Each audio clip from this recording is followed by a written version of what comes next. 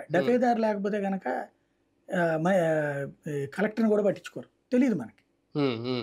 వెనకాల ఎదురుగుండా ఒకళ్ళు ఉండాలి. ఆయన సెక్యూరిటీ.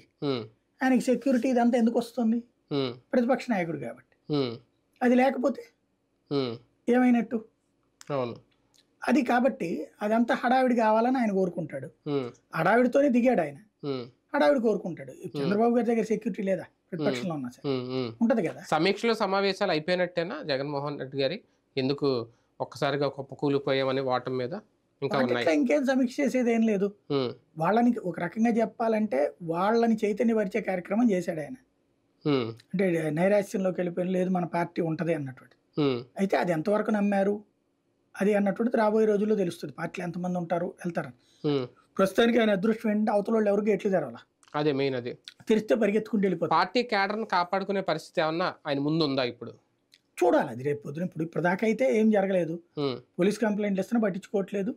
ఎమ్మెల్యే క్యాండిడేట్ రోడ్డు మీదకి వచ్చి వాళ్ళ వెనకాల నిలబడట్లేదు ప్రస్తుతానికి. ఫ్యూచర్ లో ఏం చేస్తారో చూడండి. ఎమ్మెల్యేలు కూడా, మాజీ ఎమ్మెల్యేలు కూడా ఒక నైరాశ్యంలో ఉండడం వల్ల ఇదంతా జరుగుతుందా? అంతే కదా. వాళ్ళకి ఇప్పుడు ఏం చేయాలో అర్థం కావట్లేదు. ఇంత దారుణమైనటువంటి పతనం తర్వాత ఈ పార్టీ ఉంటదా ఉండదా అన్నది. అవును. కాబట్టి అటు పోనీ అటు వెళ్దామంటే అటు దారి లేదు. ఆ నేపథ్యంలో వాళ్ళు కన్ఫ్యూజన్ లో ఉన్నారు. ఇంకోటి ఇప్పుడు గొడవలు పెట్టుకోవడానికి సిద్ధంగా లేరు. కేసులు ఇష్యూలు ఇవన్నీ కూడా అందువల్ల నడుస్తుంది.